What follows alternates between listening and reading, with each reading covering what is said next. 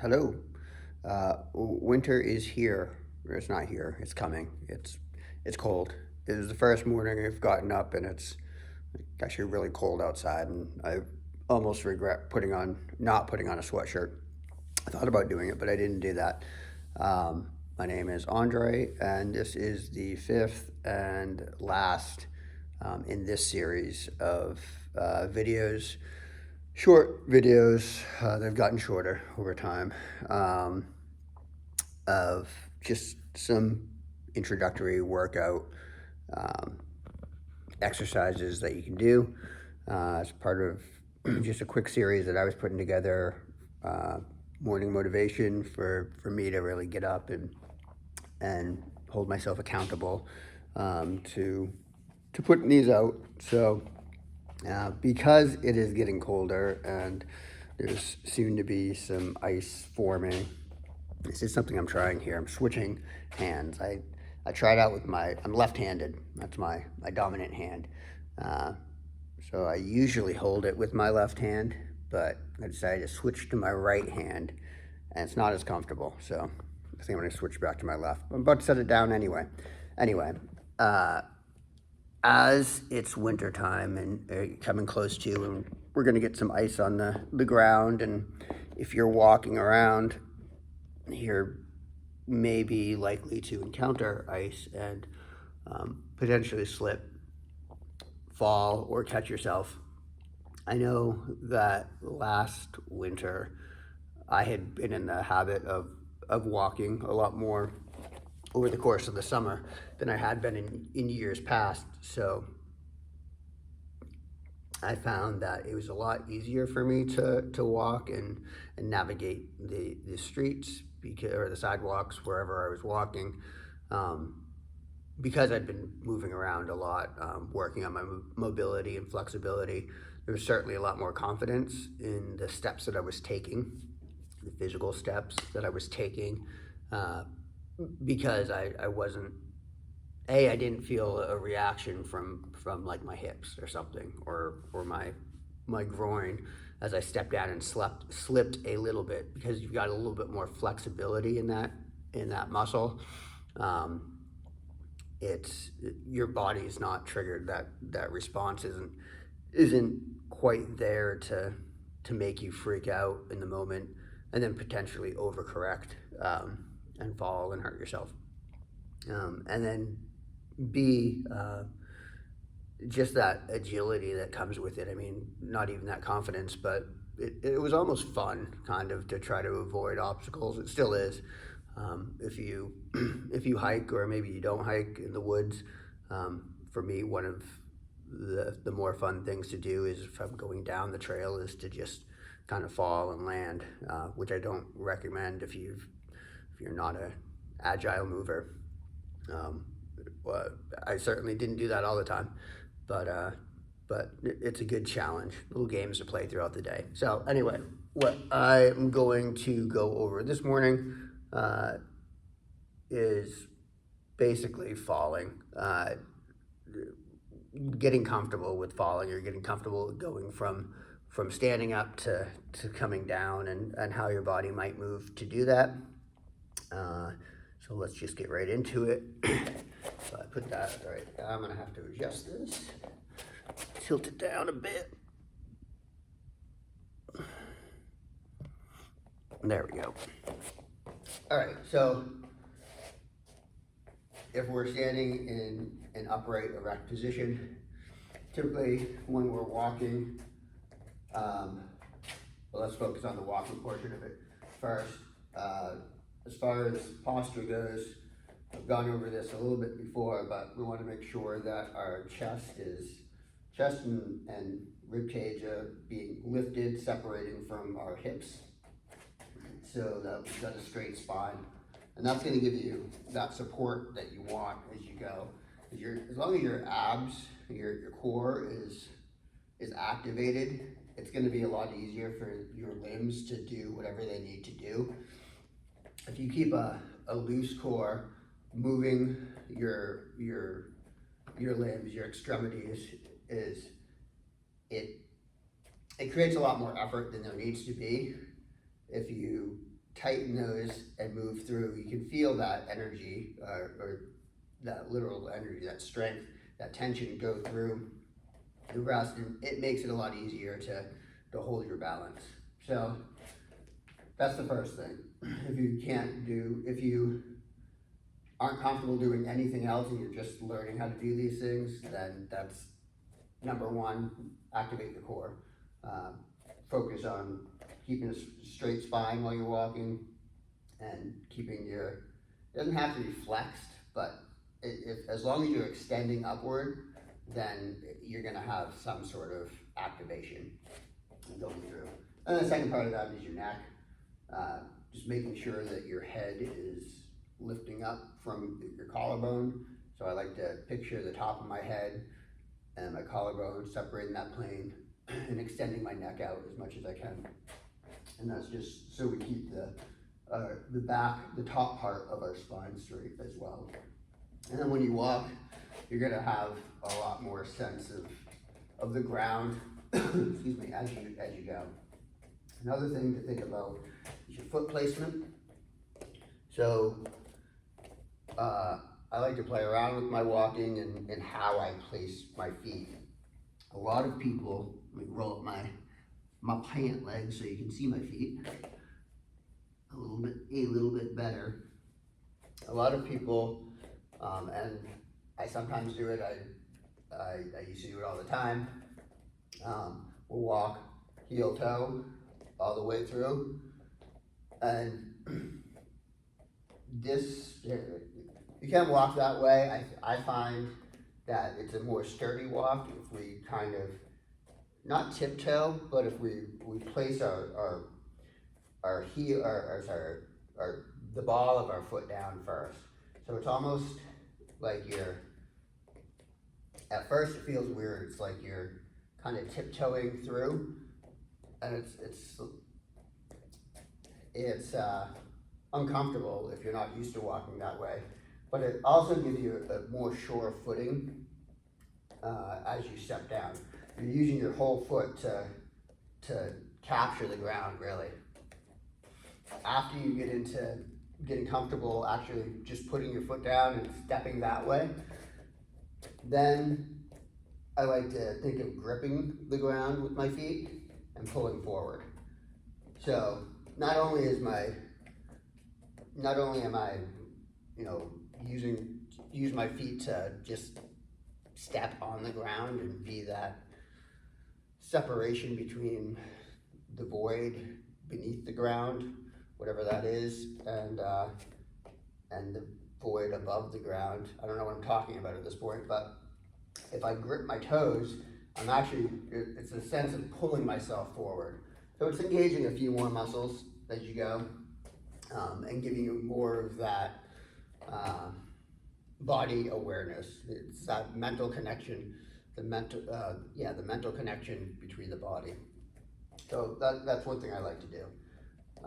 Again, I'm stacking these things one after another. As I've kind of journeyed into walking and movement, it's been a slow progression. Like I said, I just kind of started off playing around with placing my foot down, not worrying about that gripping part of it, but just kind of giving you the all wherewithal. So I just wanted to talk about that part of walking. So that alone, once you get comfortable doing that, as you walk into more difficult terrain or icy terrain or unknown terrain, that's helpful. Because if you think about it naturally too, if you're walking someplace that you don't know about, you're naturally kind of stepping like that. You're stepping around stones or bricks or wood pieces that might be in your way, obstacles, and you're not really putting the heel of your foot down, because naturally we know that's not your most stable position. Like I'm not stepping down like that because it's not as stable, but if I step down like this, I've got a lot more control. I can feel my whole leg or more of my leg muscles being engaged, my stronger leg muscles being engaged versus like this. So why wouldn't you do that every day? and especially as it's getting icier and colder, you may not see those obstacles that are in front of you. Black ice or not black ice, anything. So there's that. So outside of walking around and stuff,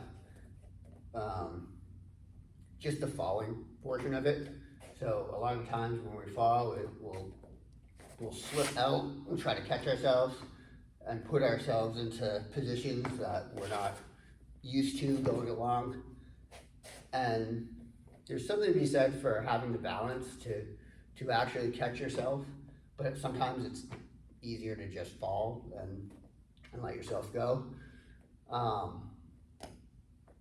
If you're comfortable with your body and you've got a certain sense of balance and awareness of what positions your body will go into, then that's gonna potentially prevent you from doing a full fall. This is an exaggerated movement here, but sometimes we'll kind of get that. So you want to get a little bit of, you want to think about some ankle flexibility as you go, as you get into those situations, so that you're not rolling over. It's tough. It's a little bit harder to do sometimes when you have footwear on, for example. Like right now I'm barefoot, so I have zero support here. But also when you do have, if you're wearing boots, for example, those are going to cover up over that ankle portion. You're not necessarily going to have that turn of the ankle to help you with that flexibility. It's just a straight drop at that point, because you can't bend at your shin unless you can, and that's amazing. So you're most likely it's more likely that you're going to fall in those types of situations, or fall forward or fall backwards, depending on the joint. So in that falling, part of it is getting comfortable with going down to the ground, because if we're just falling freely, we're not used to going down to the ground, then that's when you tend to get hurt. You're just throwing your arms out, trying to catch yourself one way or the other. So just very simply, getting comfortable going down to the ground, we'll just work on squatting down and sitting. And then, roll to one side or to the other side if you want to play around with it some more. If you want to play around with going backwards, you can always just drop back and go back slowly first, so you can see, you kind of get an idea for what parts of your body are going. So what do you want to hit the ground? Are you trying to protect your arm? So maybe you have something in your arm. Are you trying to protect your head? You should be trying to protect your head, especially if you're going down at a fast rate. So if I'm going down like this, and I try to catch myself here, I'm hitting my elbows on the ground. Here it's padded, so it's not a big deal. But if I'm on concrete or something and I hit my elbows like that, it could possibly do a good amount of damage. And depending on how fast I go down. Right now I'm not going down fast, but I can still feel it. The second part of that is I'm feeling where I'm losing my breath, because my chest is just hitting down, it's pushing out. Again, this isn't at a high impact, but it's still very uncomfortable. You can imagine going down very fast like that. But if I roll myself back down, there's no impact, and I'm using my core as I go through to activate and kind of roll it all back. So then there's the head aspect of it. If I do this, my head's gonna bounce off the ground. So I've protected everything going through. I haven't put my elbows on the ground. I've protected those. I haven't slammed my chest on the ground. But at the end, what do I do with my head? Because now that's just bouncing off the ground, which isn't a good thing. So what I can do is tuck my chin as I go down, and that's not the most comfortable thing in the world. and I have to remember. And then there's actually a bit of a strain in the neck as I do that. So at a certain point, you got to figure out what the best way to drop is for you, your body type. A lot of times, when I was training martial arts, the different ways we were talking would be a break fall, where you extend your hands out like that, and that's the best that I found. If I go through like this, I'm absorbing that pressure or that impact across my upper body, and my head is naturally sticking up. I can't really, I have to push my head down. My shoulder blades are gonna stop me from bringing my head down,